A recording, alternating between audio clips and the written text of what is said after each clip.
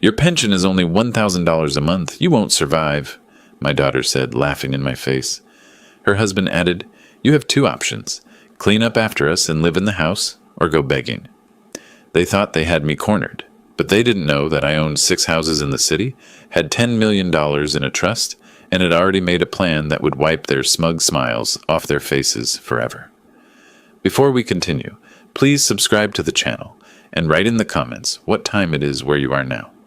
I slid the ribeye steaks onto the good plates, the ones with the blue trim that hadn't seen use in probably 2 years. The meat had cost me $40 at the butcher. A stupid extravagance, but tonight warranted it. The roasted vegetables glistened with olive oil and herbs. I'd opened the Pinot Noir an hour early to let it breathe, something I'd read about in a magazine once. The dining room table looked almost elegant with the cloth napkins folded beside each plate. 2 candles flickering between the wine glasses. 35 years. That's how long I'd run Peterson and Associates, waking at 6 every morning, balancing ledgers for small businesses and families who trusted me with their numbers. Last Friday, I'd locked the office door for the final time, deposited the key with the property manager, and driven home with my chest feeling lighter than it had in decades. Dinner's ready, I called down the hallway. Thelma appeared first, still in her work clothes, pulling her hair from its ponytail. Elmer followed, thumbs moving across his phone screen. They settled into their usual chairs without comment on the table settings or the smell of expensive meat. I carried the wine bottle to the table and filled their glasses, then mine. My hand trembled slightly, not from age, from anticipation. I'd rehearsed this moment for weeks. I wanted tonight to be special, I said, remaining standing. I've got news, big news. As of last Friday, I officially closed Peterson and Associates. 35 years, and I'm finally done. Thelma's eyebrows lifted. You retired? Just like that? Just like that? I raised my glass. To new beginnings. Wait, what about your pension? She leaned forward, fork poised over her steak. I mean, accounting firm owner. That must come with a solid retirement package, right? The question seemed reasonable. I lowered my glass, nodding. Well, I'll get Social Security. About $1,200 a month. It's enough for my needs. I've never been extravagant. The words hung there for 3, maybe 4 seconds. Then Thelma's face changed. Not dramatically, just a subtle shift around her eyes and mouth. A small sound escaped her throat. Not quite a laugh, but close. Elmer looked up from his plate. 1,200? Monthly? That's right. Now Thelma did laugh, a sharp bark that made me flinch.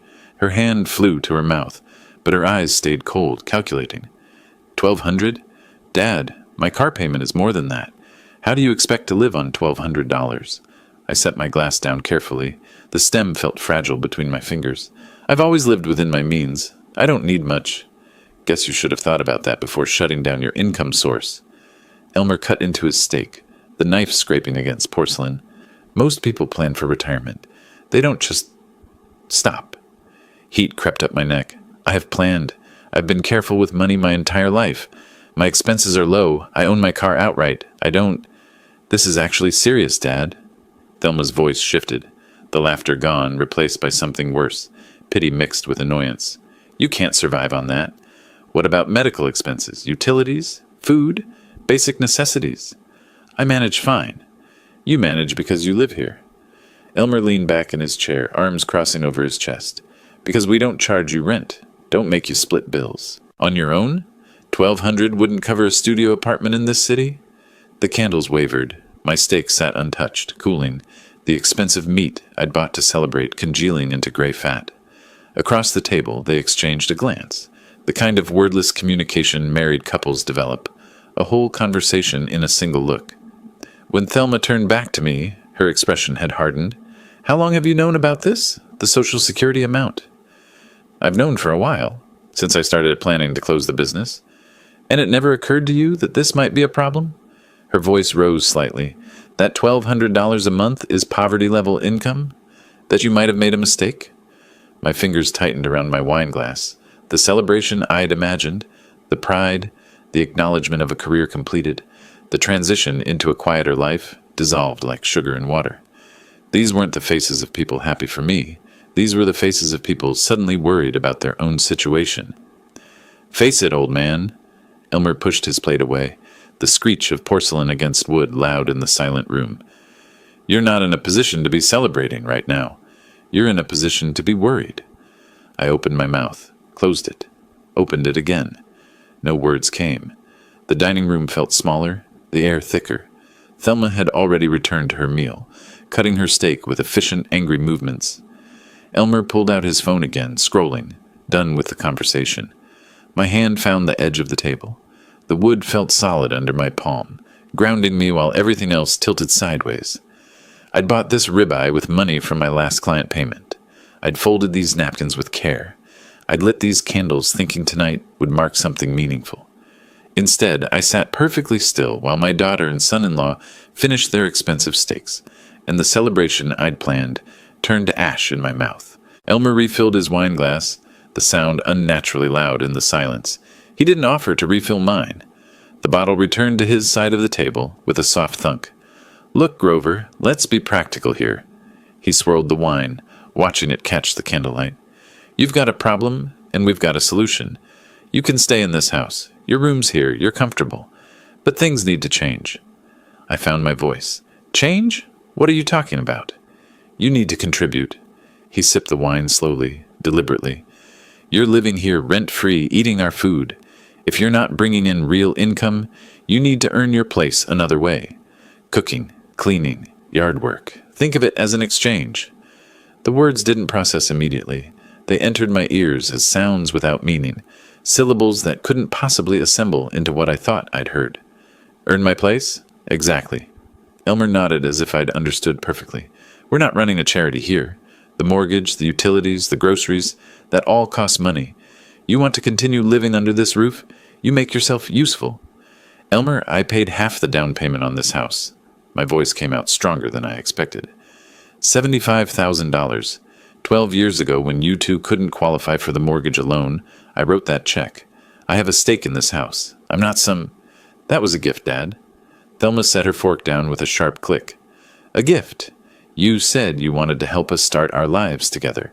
You can't retroactively turn a gift into a loan just because you're having money problems now." "I'm not turning anything into..." I stopped, my throat tight. "I'm saying I've contributed. Significantly. I'm not some charity case you picked up off the street." She leaned forward, and her voice took on that patient tone people use with children or the confused elderly. "Whether you contributed once 12 years ago doesn't change your situation now.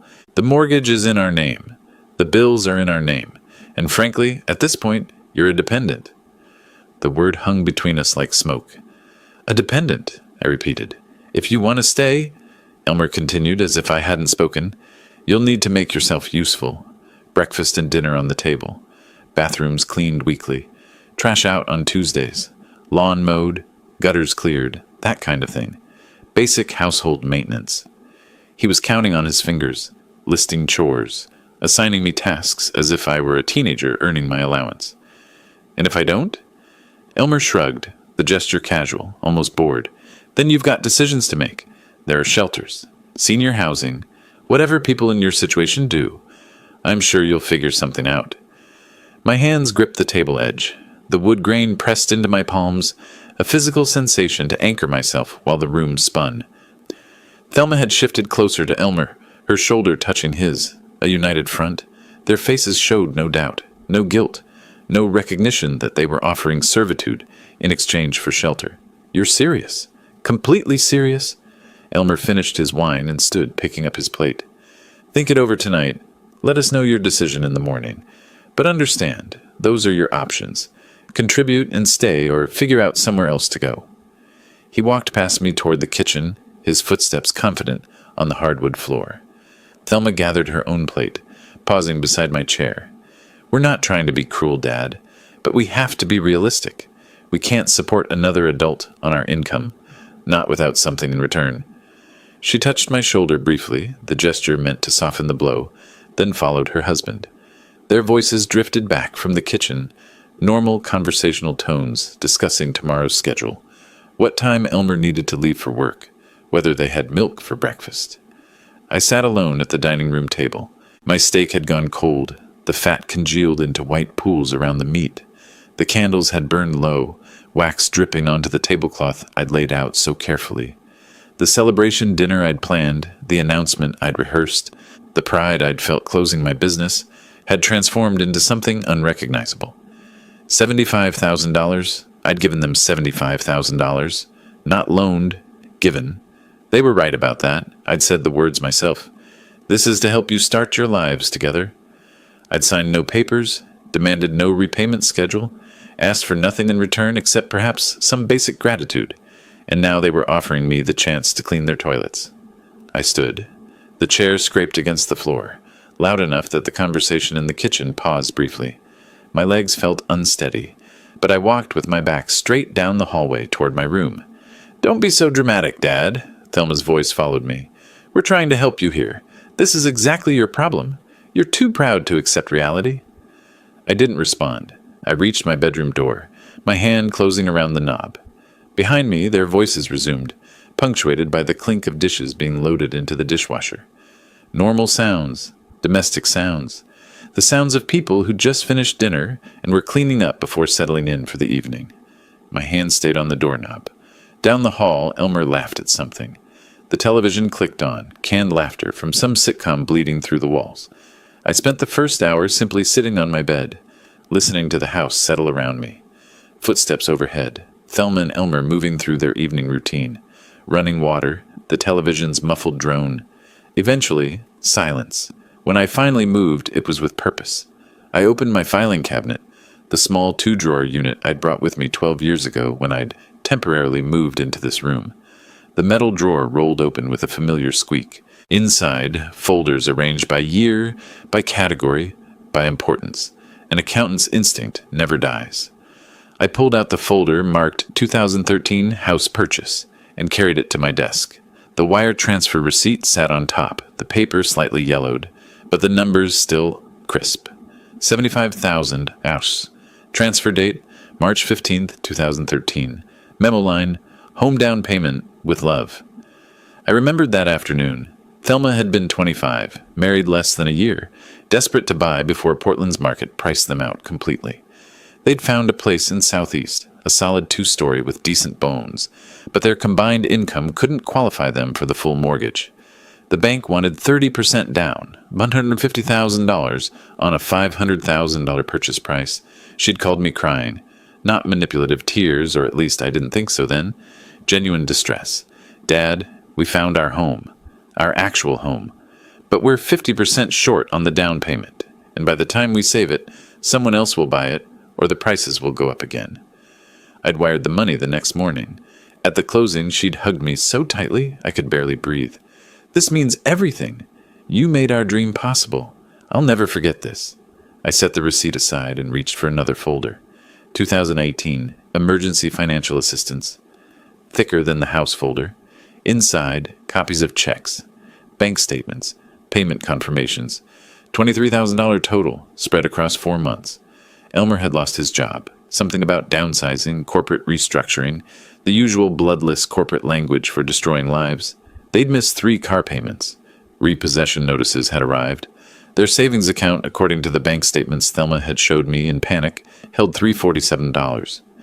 I'd written checks for both car loans, paid off 2 maxed credit cards they'd been using to cover groceries, given them breathing room to land on their feet. "You're a lifesaver, Dad. Literally. I don't know what we would have done." I pulled out a different folder. 2016, wedding. The invoices made a thick stack. Venue rental, $8,500. Catering, $12,000. Photography, $3,100. Flowers, $2,200. Bar service, $3,500. The total at the bottom of my accounting, written in my own neat hand. $1,000. She'd wanted a perfect day. The Pearl District venue overlooking the Willamette River. 200 guests. An open bar serving top-shelf liquor. A string quartet during the ceremony. I'd paid for all of it because a father only gets to see his daughter married once, or so people kept telling me. At the reception, she'd found me standing near the windows, watching the sunset over the river. She'd been radiant in her dress, slightly drunk, gloriously happy. "This is the most beautiful day of my life, and you made it happen. You're the best father anyone could ask for." My hands slowed as I reached for the last folder. The thin one. The one I'd deliberately buried under the others. 2019-2022, Timothy Medical. I made myself open it. Preschool tuition receipts. He'd gone to that Montessori place on Hawthorne. Medical bills from Dornbecker Children's Hospital. So many medical bills. The leukemia diagnosis had come 2 weeks after his second birthday. The treatments, the hope, the specialists, the experimental procedures I'd helped fund because insurance only covered so much. The funeral home invoice was clipped to the back of the folder. Timothy James Morrison. September 3rd, 2019, November 17th, 2022. 3 years, 2 months, 14 days. For those brief years, caring for Timothy had brought us together. I'd been Grandpa Grove. He'd had my eyes, everyone said, and my careful way of stacking blocks in precise towers. After his death, the gulf had widened. Grief divided rather than united us. Thelma had pulled away, thrown herself into work and spending and filling the void with things instead of feeling. I'd let her. I'd thought time would heal. I'd kept writing checks when she needed them, thinking generosity might rebuild what grief had broken. I closed Timothy's folder gently and set it aside. Then I pulled out my calculator and a legal pad. The math took 20 minutes. Down payment, $75,000. Debt bailout, $23,000. Wedding, $30,000. I added smaller items from other folders. Birthday gifts, holiday checks, the $8,000 for new appliances when their refrigerator died, the $12,000 for the fence and patio renovation, the countless smaller loans that were never repaid. The calculator's display climbed steadily. Final total, $217,400. I wrote the number at the bottom of the legal pad and underlined it twice. $217,400. Invested in their lives. Given freely, without contracts or repayment schedules, because that's what family did. That's what fathers did. And tonight, they'd laughed at my Social Security payment. Told me to earn my keep by taking out their trash. I stared at that number until my eyes burned. Outside my window, Portland's streetlights cast orange shadows across my small room. The bedroom they'd given me was barely 150 square feet. A single bed, a desk, a filing cabinet, a narrow closet, the kind of room you'd give a guest you didn't expect to stay long. I'd been here 12 years. I stood and walked to the window. My reflection stared back, a 63-year-old man in a small room, surrounded by proof of his generosity and evidence of its complete waste. The city lights stretched beyond the glass, beyond this house, beyond their limited understanding of what money actually meant. They remembered none of this, or they remembered it and simply didn't care. $200,000, and I was told to clean their bathrooms. I turned back to my desk and closed the folders one by one, stacking them neatly in the filing cabinet. My hands moved automatically, restoring order, putting pain back in its proper place. Then I reached for a different drawer, the locked one. My fingers found the small key in my pocket. I kept it with me always, and fit it into the lock. The drawer opened smoothly. Inside, a thick folder I hadn't shown anyone. Ever. I pulled it out and set it on my desk beside the calculator and the legal pad with its devastating total. This folder was labeled simply Properties. I opened it and began to spread the contents across my desk. 6 property deeds, 6 addresses across Portland, 6 pieces of a puzzle they'd never known existed. And that's just what I gave them, I thought, looking at the deeds. Now let's count what I kept for myself. Morning light woke me, thin and gray, typical Portland June. I'd slept fitfully for maybe 4 hours, my mind churning through numbers and memories. The house was quiet. Through the wall I heard Elmer's alarm go off, then silence it. Footsteps, running water, low voices, their morning routine. I stayed in bed until I heard the front door close, the car engine start, the sound of them leaving for work. Only then did I rise and return to my desk. The property folder lay where I'd left it. Deeds spread across the surface like a hand of cards. 6 properties, 6 addresses across Portland that Thelma had driven past countless times without knowing.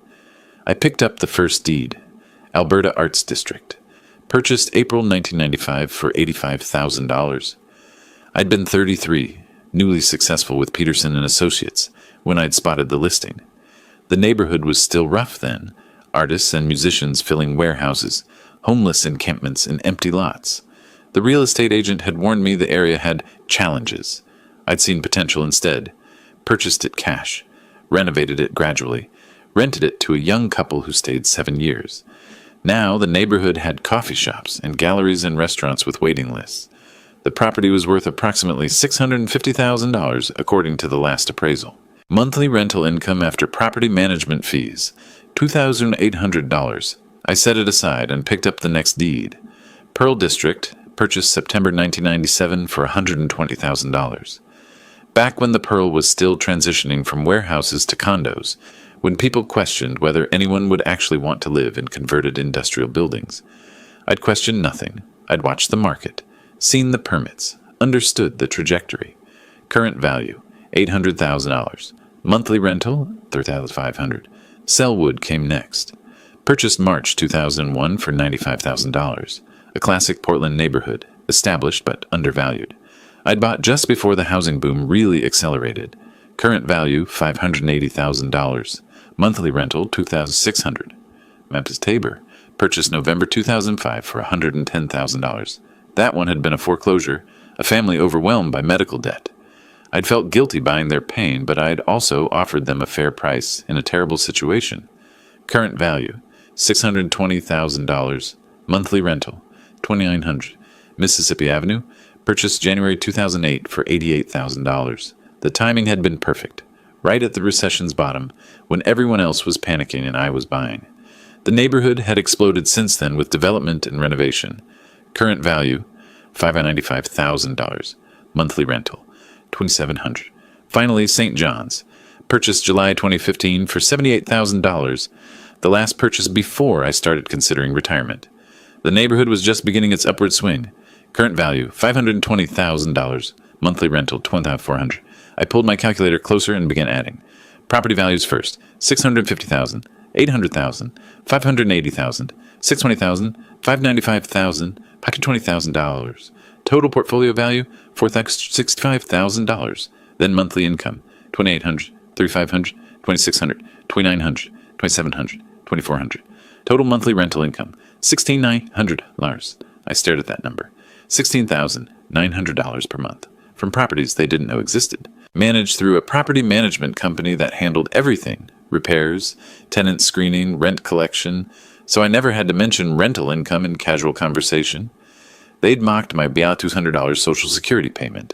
They had no idea I received over $16,000 in rental income alone.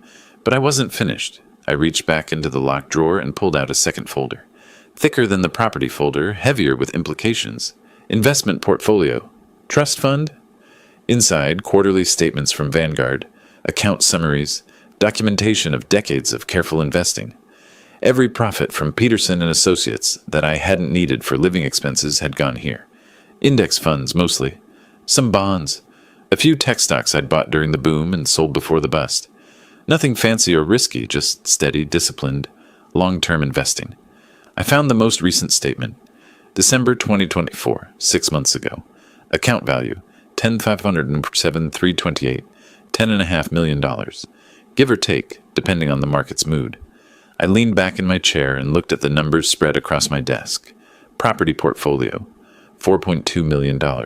Investment trust, $10.5 million. Total net worth, approximately $14.7 million.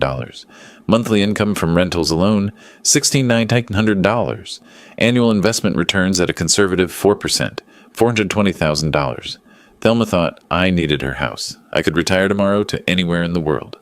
Buy a condo in the Pearl District, probably in the building I already owned, and live out my days watching the river. Buy a villa in Tuscany, a beach house in California. Hell, I could buy this house outright, cash, and barely notice the expense. But that wouldn't teach her anything. I stood and walked to the window, my window in my small room in their house that I'd helped them purchase. Below, the old Toyota Camry sat in the driveway, 15 years old, 180,000 miles, running perfectly because I maintained it properly. I could afford a Mercedes, a Tesla. Whatever luxury vehicle represented success these days, I'd chosen the Toyota. Not because I couldn't afford better, but because new cars lost value the moment you drove them off the lot. Because spending money to impress people was the surest sign you didn't actually have money.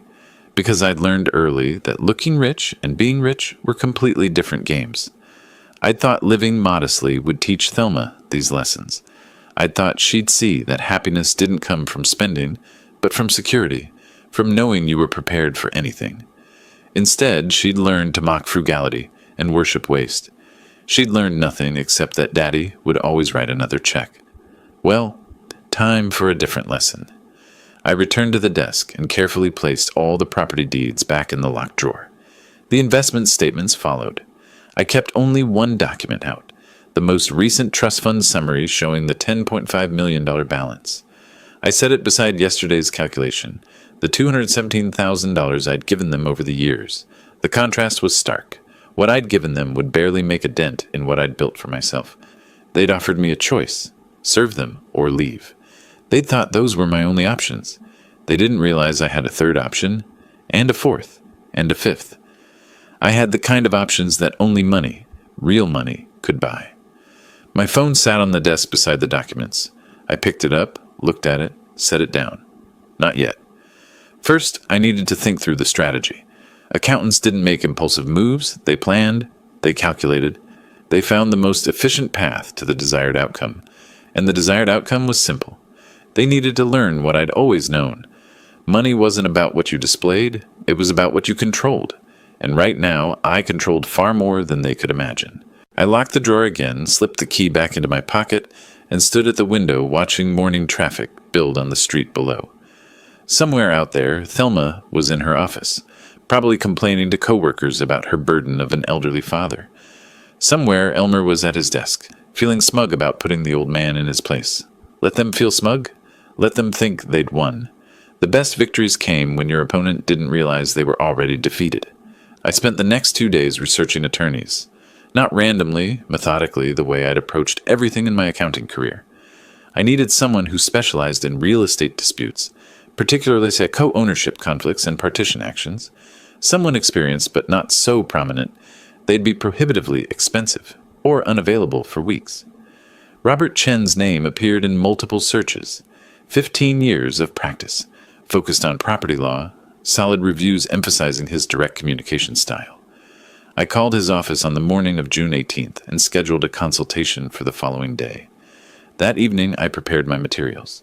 The wire transfer receipt showing the $75,000 payment, the property deed listing me as co-owner, bank statements, a typed timeline of our relationship, the major financial contributions, the dinner confrontation, Elmer's ultimatum. I organized everything in a folder, tabbed and annotated the way I'd have prepared documents for a client audit. Chen's office occupied the 9th floor of a glass building on Southwest Morrison. I arrived 15 minutes early, dressed in slacks and a pressed button-down shirt. Not the clothes of a man who needed charity, the clothes of someone conducting business. The reception area smelled of leather and coffee.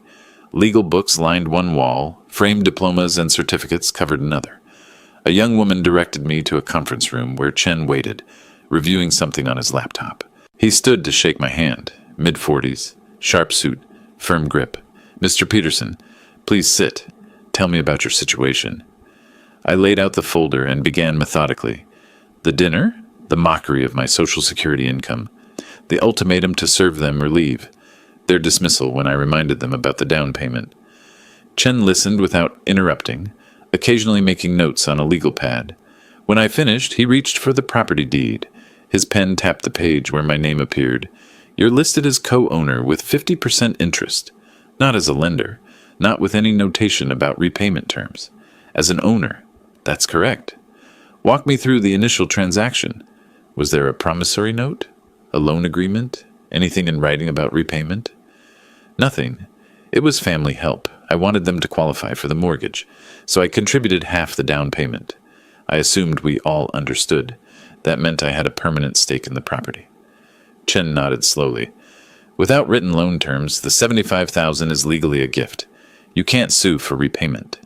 He tapped the deed again. "But this changes everything. You're not a creditor seeking repayment. You're an owner seeking to dissolve co-ownership. That's a completely different legal mechanism. What are my options?" "Partition action. Under Oregon law, when co-owners can't agree on property disposition, any owner can petition the court to force either a buyout or a sale. You have absolute legal right to demand they purchase your 50% share at fair market value, or the court orders the property sold and the proceeds divided." He pulled up something on his laptop, recent comparable sales in their neighborhood. Based on current market conditions, I'd estimate the property value at around $470,000. Your 50% interest would be approximately $235,000. The number settled into my chest. I'd paid $75,000 12 years ago, now worth $235,000. They'd lived there free of any rent payment to me, building equity on my investment, and told me to clean their bathrooms. We start with a demand letter, Chen continued. Certified mail, return receipt. Give them 30 days to either buy you out for market value or agree to list the property. If they refuse or ignore it, we file the partition action. Most cases settle once defendants realize they can't win. How strong is the case? Very strong. Your name is clearly on the deed with 50% ownership. No judge will let them keep 100% of a property you half own. The only question is whether they buy you out or we force a sale. I sat back, processing. This was real. This was possible. I wasn't trapped. Chen's expression shifted slightly.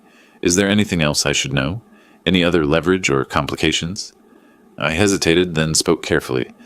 My son-in-law does cash work on the side, construction help, handyman services. I'd estimate $15,000 or more annually. I don't believe any of it appears on their tax returns. Chen's eyebrows rose fractionally. He set down his pen and leaned back. That would be tax fraud. Substantial unreported income invites audits, penalties, potentially criminal charges. He paused. I should be clear. I can't advise you on IRS matters. That's not my specialty. But there are avenues for reporting suspected fraud. Anonymous tip lines. It's a separate track from the property dispute. Is the property claim sufficient? The property claim will definitely get their attention. It's clean, legally straightforward, morally defensible. You're simply asking for what you own. The tax issue is more aggressive. Nuclear option territory. Whether you pursue that is a personal decision based on how far you want to push this. I looked at the deed on the table, my name in printed letters beside Thelma's. Let's start with the demand letter. 30 days to respond. And if they can't come up with the money, then we file for partition and let the court handle it. Chen pulled out a retainer agreement. My fee for the demand letter and initial filing if needed is $3,500. If it goes to full litigation, we'll discuss additional costs. But honestly, most of these cases settle. People realize quickly they can't afford to fight when the law is clear. I pulled my checkbook from my briefcase and wrote the check without hesitation. $3,500. Barely a rounding error in my investment accounts. For them, it would be a financial disaster. I'll have the demand letter drafted and sent via certified mail by tomorrow. Chen said, You should know, once this goes out, there's no taking it back quietly. Your relationship with your daughter will change permanently. It already has. I signed the retainer agreement and slid it across the table.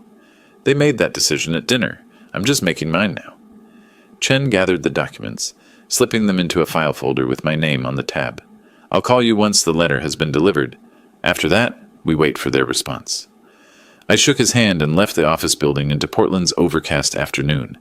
In my briefcase, a copy of the property deed, the retainer agreement, Chen's business card. In my chest, something I hadn't felt in weeks. Control.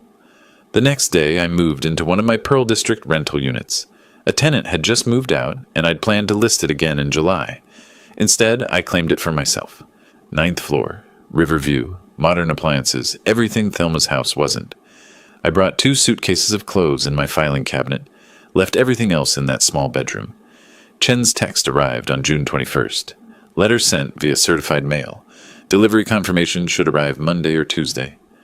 I set my phone down and looked out at the Willamette River below, the bridges stretching across dark water. Somewhere across town, certified mail was making its way to their house.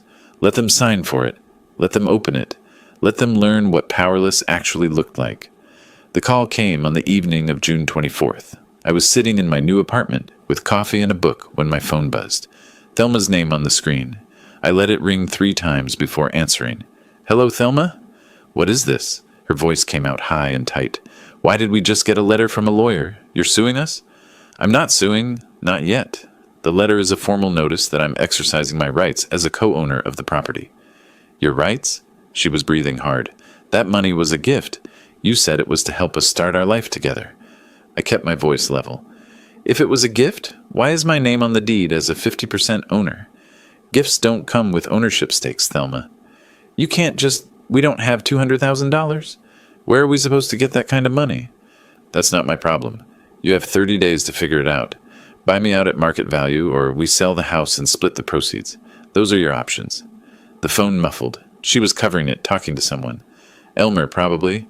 When she came back, her voice had shifted from panic to accusation. This is because of dinner. Because we hurt your feelings. You're being petty and vindictive. You told me to leave or become your servant. I'm leaving, but I'm taking what belongs to me. Dad, please. Now she was crying. Real tears or strategic ones, I couldn't tell anymore. We can talk about this. Come home. We'll figure something out. Grover. Elmer's voice sharp and angry. He'd grabbed the phone. This is absurd. You're really going to do this? Take us to court over money you gave us years ago? I'm exercising legal rights. My name is on that deed. I own half that house. You made it very clear I'm not welcome there, so I'm cashing out my investment. We'll fight this. We'll get our own lawyer. We'll prove that money was a gift. You're welcome to hire an attorney. Mine says we have a strong case. But I should mention, legal battles are expensive. Very expensive. How much do you have saved for attorney fees? Silence. Then, are you threatening us? I'm stating facts. You asked about my financial situation at dinner. You laughed at my Social Security check. Now you know the truth. I have resources. The question is, do you? More muffled conversation. I heard Thelma's voice in the background, sharp with fear. Elmer came back on the line. If you do this, you're dead to us. You understand that? You'll never see your daughter again. Something cold settled in my stomach, but my voice stayed steady. I haven't really seen her for years anyway. Just someone who looks like her but treats me like hired help. Goodbye, Elmer. I ended the call before he could respond. The phone buzzed again immediately, Thelma calling back. I declined it. It rang again. Declined. Again. I turned off the ringer and set the phone face down on the table. Outside my window, Portland's evening lights were beginning to glow. The river reflected them in wavering lines. I picked up my coffee, cold now, and carried it to the kitchen to pour out. My phone screen lit up silently. A text from Thelma. Dad, please, just talk to us. We can work this out. Another. You're really going to make us homeless? Another. After everything we've done for you. I left the phone on the counter and returned to the window. 24 floors below, people moved along the waterfront paths. Cars crossed the bridges. The city continued its evening routine, indifferent to family implosions. After everything they'd done for me. The phrase sat in my mind like a stone. They'd given me a room. They'd let me live in a house I half owned. They'd graciously allowed me to exist in their space while they built equity on my $75,000. And when I could no longer contribute financially, when I became what they perceived as a burden, they'd offered servitude or exile. My phone buzzed again. I ignored it. Across town, I imagined them in their house, my house, frantically Googling partition actions, reading legal forums, discovering that everything Chen's letter claimed was true, that any co-owner could force a buyout or sale, that they couldn't stop it without my agreement. I imagined them pulling out their bank statements, $12,000 in savings maybe, some retirement accounts they couldn't easily access, a mortgage with 18 years remaining, credit cards probably carrying balances from their comfortable lifestyle, $235,000. They couldn't raise it, not in 30 days, maybe not ever. They'd have to sell, or convince a bank to refinance with a massive cash out, which would require my signature, which I wouldn't give. They were trapped in a box of their own making, built from assumptions about my weakness and their strength. The phone stopped buzzing. Minutes passed in silence. Then a final text from Elmer. You'll regret this, old man. I picked up my phone and typed a response. The 30-day clock is ticking. Make your decision. Then I blocked both their numbers. I walked to my bedroom, my actual bedroom, not a marginal space in someone else's house, and opened the closet, empty except for the clothes I'd brought. In Thelma's house, my belongings still sat in that small room. I'd need to retrieve them eventually, but not yet. Let them sit there, a reminder of what they'd lost. I returned to the living room and finally opened my laptop, pulled up my bank accounts, my investment portfolios, the spreadsheets tracking my properties and their values, numbers glowing on the screen in the darkening room. $14.7 million, more than enough to see this through to whatever end it reached. They'd asked me about my financial situation, mocked my Social Security check, treated me like a beggar grateful for scraps from their table. The first move was always going to be the hardest, for them. I closed the laptop and stood at the window again, watching the city lights multiply in the growing darkness. 30 days.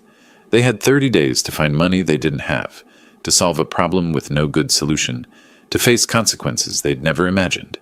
And I had 30 days to wait. They tried the banks first. Of course they did. Legitimate money from legitimate sources. I watched from my Pearl District windows as June turned to July, imagining their visits to loan officers, their carefully prepared explanations, their growing desperation with each rejection.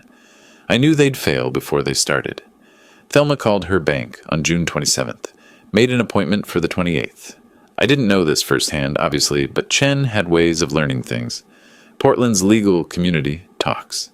Their chief attorney would eventually tell us the story in court filings, and some details I simply extrapolated from knowing them, from understanding their limited options and dwindling time. They needed $235,000. Their savings account held maybe $12,000. Their first stop, the credit union where they'd gotten their mortgage 12 years ago. The loan officer reviewed their application with sympathetic professionalism. Combined annual income, approximately $120,000. Current mortgage balance, $280,000. 2 car loans, credit card debt. The officer's calculator clicked through the numbers. Debt-to-income ratio, 43%. Most lenders capped approval at 36%. I understand this is urgent, she told them, but with your current debt level and credit history, we can't approve a loan of this size. Elmer tried to argue. We have equity in the house, almost $200,000 in equity. To access that equity, you'd need all co-owners to agree to a refinance. And even then, your income doesn't support the increased mortgage payment. They left with nothing but a pamphlet about debt consolidation services. Over the next week, they tried 3 more banks. Same story, different offices. Their credit scores, mid-600s, weren't terrible, but weren't good enough for an unsecured $235,000 loan. The missed car payments from 5 years ago still showed on their credit reports, red flags that whispered unreliable. Meanwhile, I settled into my apartment, the spacious one-bedroom I'd kept vacant between tenants, planning to relist it in July. Instead, I moved in the day after meeting with Chen. 9th floor, corner unit, floor-to-ceiling windows overlooking the Willamette. The building was mine, purchased in 1997 for $120,000, now worth $800,000. This particular unit rented for $2,800 monthly when occupied. I unpacked slowly, deliberately, hung my clothes in a real closet, not a narrow alcove, set up my desk facing the river, made coffee each morning using the espresso machine I'd bought years ago, but never used in that cramped room at their house. For the first time in 12 years, I woke without tension. No footsteps overhead, no muffled arguments through walls, no sense of being tolerated rather than welcomed. This was what freedom tasted like, expensive coffee and morning silence. While I established my routines, they scrambled. Thelma started calling friends around July 3rd. I imagine those conversations, her forced cheerfulness. It's a family situation, kind of complicated, but we need to borrow some money temporarily, just until we can refinance. Amounts varied. $50,000 from her closest friend, $30,000 from a college roommate she hadn't spoken to in 5 years, $20,000 from a couple they'd vacationed with last summer. Each conversation ended the same way. Awkward silence, promises to think about it, eventually polite declines. One friend, I learned this detail later, said bluntly, "If banks won't loan you money, why would I?" By July 5th, they'd exhausted their network. No one had $50,000 liquid, and even close friends don't hand over 5 figures without collateral or absolute certainty of repayment. They sense desperation, and desperation makes people uncomfortable. Elmer found a private lending company that specialized in high-risk loans. They'd loan $50,000 at 18% annual interest with a lien on the house. The monthly payment would be crushing, and $50,000 wasn't nearly enough anyway. When he suggested it, Thelma refused. "That's insane. We'd be bankrupt within a year." Their fights escalated. I didn't witness these, but I knew they were happening. Stress like that doesn't exist in silence. She blamed him for his disrespect at dinner. He blamed her for laughing at my Social Security income. She blamed him for not saving money. He blamed her for having a difficult father. They stopped sleeping in the same room. Elmer started coming home late, stopping at bars. Thelma cried herself to sleep most nights, or so I imagined based on her red eyes during later encounters. The house they were fighting to keep had become a prison built from their own contempt. On July 7th, I made my decision about the tax fraud. I'd thought about it since Chen first mentioned the option. Elmer's cash work wasn't a secret.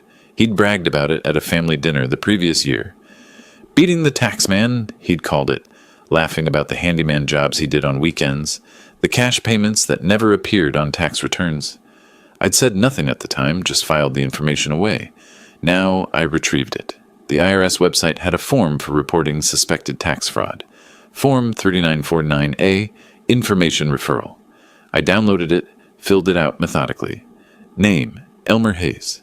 Address, estimated unreported income, $15,000 annually for the past 3 years, possibly longer. Nature of income, cash payments for construction and handyman services, basis for knowledge, personal observation over multiple years. I printed it, signed it anonymously, addressed an envelope with no return address, drove downtown to a postal box 2 miles from my building, not the one in my lobby, and dropped it in.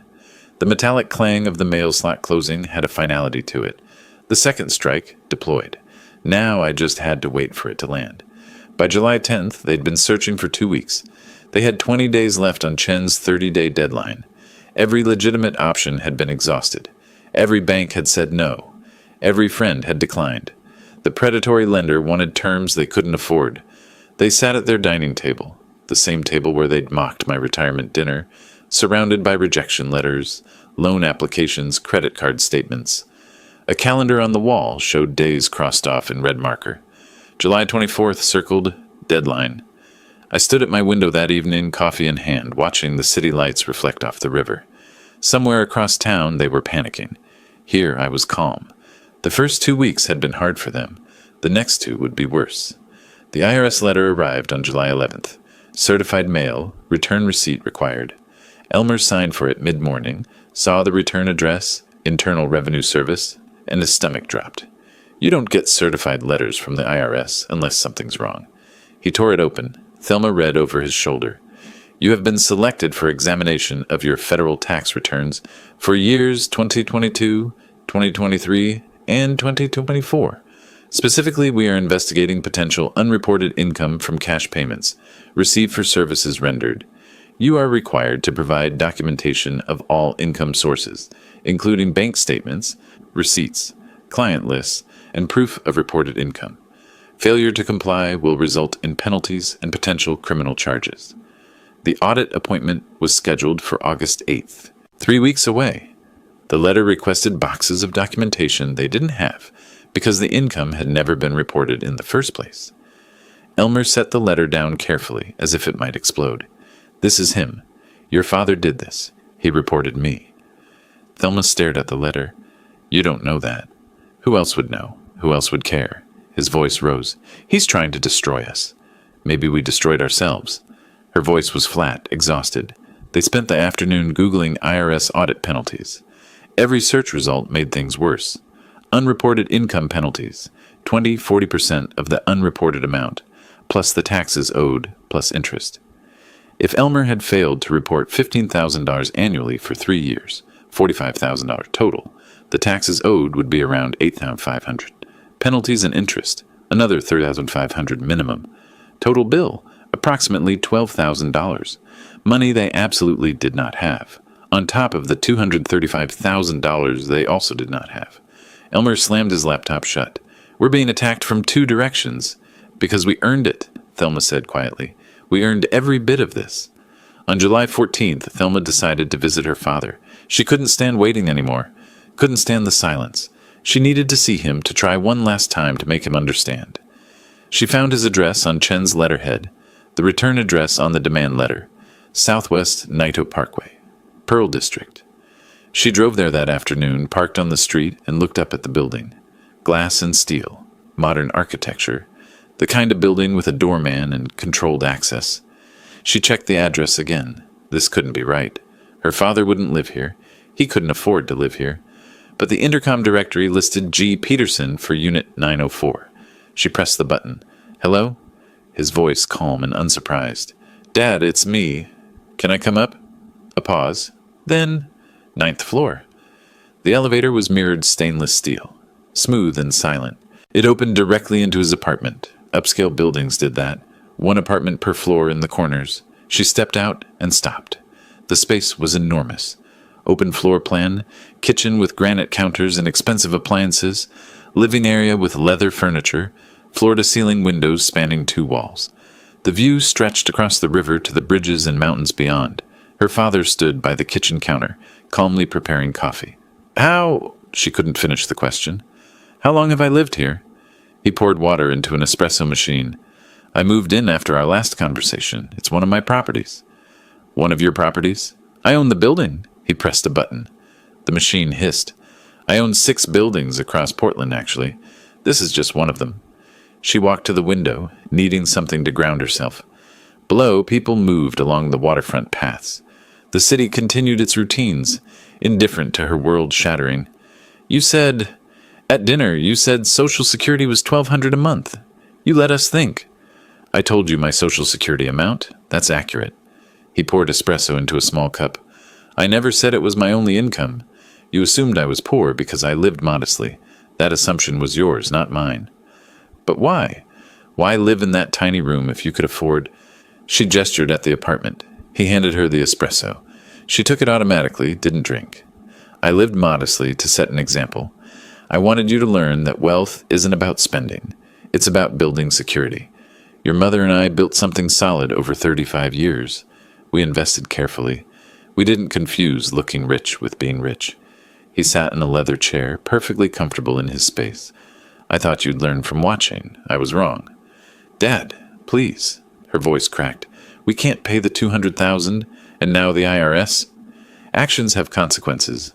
Elmer chose to evade taxes. That's on him. Did you report him? He met her eyes. Would it matter? The unreported income exists. Whether someone reported it or he got randomly audited, the result is the same. He broke the law. We're going to lose everything. You'll have your half of the proceeds, about $235,000. You can buy a smaller place or rent. Many people live on less. I'm your daughter. You're my daughter who told me my retirement income was a joke, who laughed when I mentioned $1,200. His voice stayed level, not angry, just factual. You had a choice, Thelma. Respect or contempt. You chose contempt. She started crying. Real tears this time, not strategic ones. I'm sorry. We were wrong. We were cruel. But don't do this. Forgiveness requires remorse before consequences, not after. He sipped his espresso. You're sorry now because you're cornered, not because you understood what you did wrong. She set down her untouched coffee and left, unable to find words that would change anything. In her car, parked outside the building, she called Elmer. He's rich. He's been rich this whole time. We never knew. He planned all of this. Elmer's response was pure rage. Then we fight. We get our own lawyer. We prove that money was a gift. On July 19th, they found an attorney willing to take their case. He worked out of a strip mall office, charged $500 for a consultation, looked exhausted juggling too many cases, but he was what they could afford. He reviewed their documents. The wire transfer labeled gift. The property deed listing Grover as 50% owner. The deed is clear. He's an owner. The gift issue doesn't matter because he's not asking for loan repayment. He's exercising ownership rights. The attorney leaned back in his worn chair. You'd have to prove that putting his name on the deed was a mistake, which would be nearly impossible without evidence of fraud or duress. Can we argue he abandoned the ownership? Elmer asked. He hasn't contributed to mortgage payments for 12 years. That's not abandonment legally. Non-contribution to mortgage doesn't negate titled ownership. This will cost you several $1,000s and you'll likely lose. But if you want to file a response. They paid him $2,000 they didn't have, maxed another credit card. He drafted a response arguing undue hardship, claiming the $75,000 was a gift, suggesting Grover had abandoned his interest through non-payment. It was weak and they knew it. They filed the response on July 23rd, one day before the deadline expired. Chen called me that evening. They've hired an attorney, filed a response. It's exactly what I expected. Lots of appeals to fairness, not much law. We can proceed with the partition action. I stood at my window, watching evening light fade over the river. File it. You're certain? Once we file, this becomes public record. Court proceedings, hearings, eventually a forced sale or buyout. I'm certain. I'll prepare the filing tomorrow. We should have a court date within 6 weeks. I hung up and poured myself a whiskey. Good single malt I'd been saving. Raised the glass toward the city lights where they sat in their house. Their response filed, thinking they'd bought themselves time or leverage. They'd bought themselves nothing but delay. The partition lawsuit would proceed. The IRS audit would proceed. And they would learn what powerless actually meant. The second strike had landed. Now came the endgame. The courtroom was smaller than I'd expected. Multnomah County Circuit Court, 4th floor, Judge Patricia Morrison presiding, wood paneling, fluorescent lights, the seal of Oregon mounted behind the bench. Thelma and Elmer sat with their attorney at one table, Chen and I at another. When Judge Morrison entered, we all stood. She was perhaps 50 efficient movements, reading glasses on a chain. Please be seated. Case number 25, the CV8847, Peterson versus Hayes and Morrison. This is a petition for partition of real property. Chen presented our case clearly. I was a titled owner seeking partition under Oregon Revised Statutes, Section 105-405. The property deed, admitted as evidence, showed my name with 50% ownership interest. The property, a single-family home, couldn't be physically divided. Therefore, judicial sale was the appropriate remedy. Their attorney tried, argued the original $75,000 was a gift, that I'd abandoned my interest through 12 years of non-contribution to the mortgage. His voice carried that particular strain of knowing your argument is weak, but being professionally obligated to make it anyway. Judge Morrison barely glanced up from the documents. The deed is clear. Mr. Peterson is a titled owner. Oregon law does not require co-owners to contribute to another owner's debts. Non-payment of the mortgage is irrelevant to ownership status. She made a note. The defendants have 45 days to purchase the plaintiff's 50% interest at fair market value, as determined by court-ordered appraisal. Failure to do so will result in judicial sale with proceeds divided according to ownership interest. Court is adjourned. The gavel came down. Final. Official. Absolute. I saw Thelma flinch at the sound. Outside the courthouse, their attorney mumbled condolences. I'm sorry. I told you the legal position was weak. They stood on the courthouse steps. Midday sun harsh on their faces. Thelma was crying. Elmer's jaw worked like he was chewing something bitter. I walked past them to where Chen waited. The appraisal will confirm value around $470, Chen said.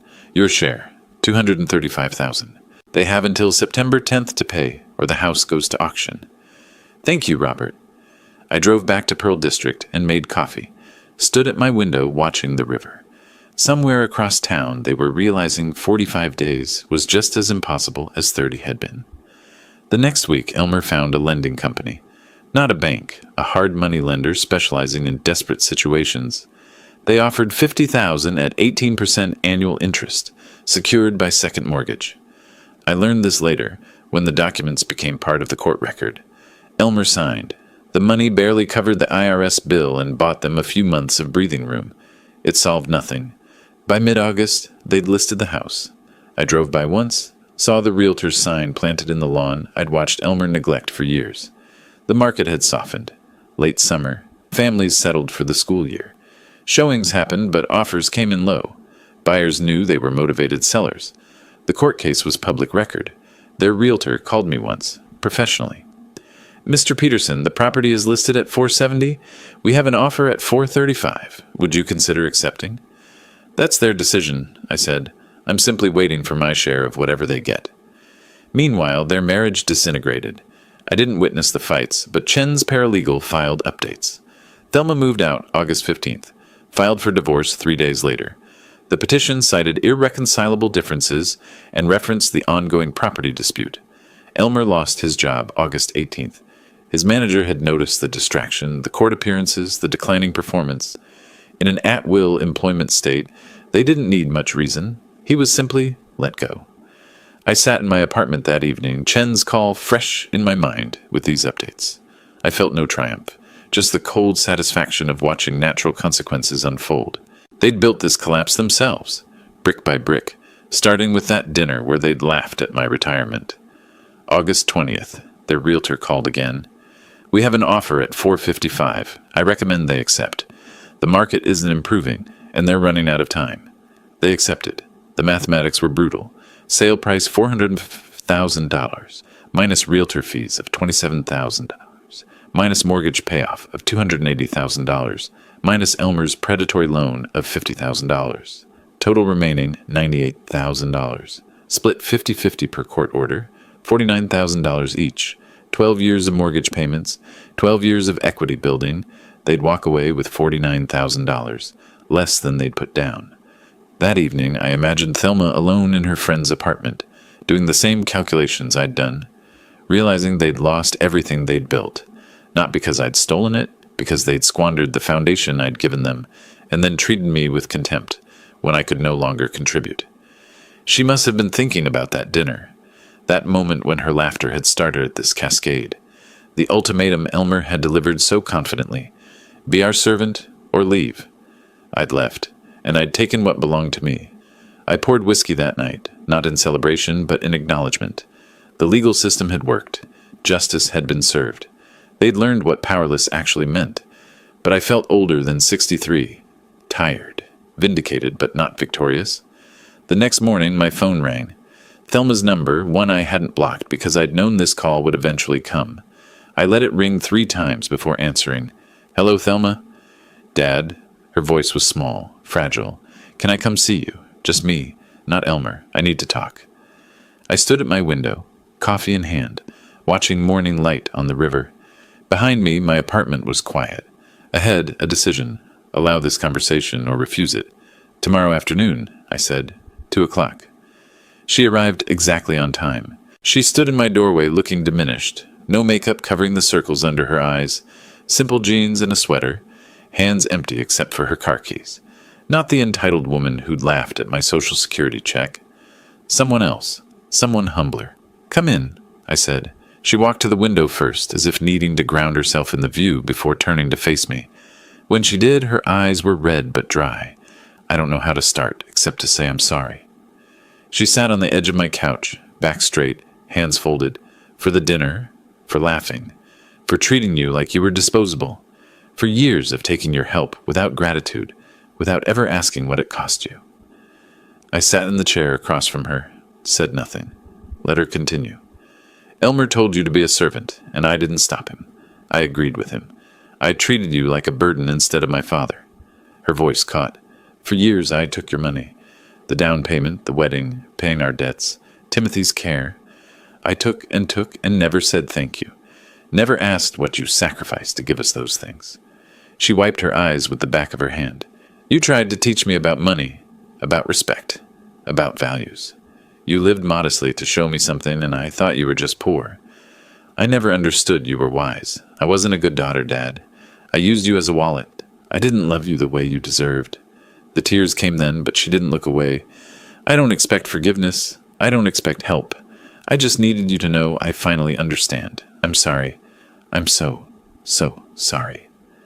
I let the silence sit between us for a moment. Outside, Portland traffic hummed. Inside, the distance of months compressed into this single conversation. I didn't do this to destroy you, Thelma. I did it to teach you. There's a difference. I leaned forward. Punishment is about making someone suffer. Teaching is about showing consequences so people can learn and grow. You've learned. That's what I needed to see. I lost everything. You lost things. That's different from everything. You still have your health, your job, your ability to rebuild. You lost material possessions and a toxic marriage. Sometimes that's not loss. That's liberation. She nodded slowly. Why did you let us think you were poor? I wanted you to see that a rich life doesn't come from spending. It comes from having choices, security, freedom. I thought if you watched me live modestly but contentedly, you'd learn.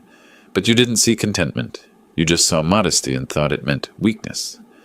I stood, walked to my desk, retrieved a document I'd prepared days ago, anticipating this conversation, slid it across the coffee table. The house is selling. Your half of the proceeds is about $49,000. That's not enough to start over comfortably. I tapped the paper. I'm offering to buy out your entire share, yours and Elmer's both, for $200,000. It's less than the court valuation, but more than you'll get from the sale after expenses. It'll let you settle your debts, pay the IRS, have a cushion to start fresh. She stared at the document like it might vanish. Why would you do that? After everything? Because you're here. Because you apologized. Because you're my daughter, and I'm not interested in destroying you. I'm interested in you becoming someone worth knowing. I don't deserve this. Probably not. But mercy isn't about deserving. It's about possibility. You came here, took responsibility, showed genuine remorse. That's worth something. I sat back. This isn't a gift, Thelma. This is closure. You take this money, settle your affairs, and build a life on your own terms. Not on my money. Not on anyone's money. Your own earnings, your own choices. She picked up the document with shaking hands. Read it twice. What about Elmer? His half of the $200,000 is his to use as he needs. Paying the IRS, settling his debts, starting over. That's between him and his choices. But you, I paused, choosing words carefully. You need to leave that marriage. Not because I demand it, but because staying won't let either of you grow. He's not going to change. You are. I already filed for divorce. Good. She set down the paper. Did you report him to the IRS? I met her eyes. If Elmer settles honestly, pays what he owes, I won't pursue anything further. No criminal complaints. But he needs to make it right. I'll tell him. We sat in silence. Not uncomfortable, just complete. She'd said what she needed to say. I'd offered what I was willing to give. The transaction was simple, but the reconciliation would take years. Can we? She started, stopped, tried again. Do you think someday we could have a real relationship? Father and daughter, not creditor and debtor? We're having a conversation right now. That's a start. Real relationships take time to rebuild. But yes, someday, if you keep growing. She stood to leave. I walked her to the door. When I offered my hand, she took it. A handshake, not a hug. Formal respect between two people finding new footing. It was enough. 1 week later, we met at a coffee shop in Pearl District. She'd moved into a small apartment in Montevilla, affordable, manageable on her salary. She showed me a budget spreadsheet on her phone, proud as a child showing good grades. Income here, expenses here, savings goals here. I can actually make this work. That's more valuable than a big house you can't afford, I said. I understand that now. We talked about ordinary things, her new apartment, my plans to travel, Europe maybe, use some of that money I'd been saving. She asked questions about my properties, genuinely curious. I answered, not hiding but not boasting. When we parted, she hugged me briefly. Thank you, Dad, for teaching me, even though it hurt. The best lessons usually do. I drove home to the house that had caused all this conflict.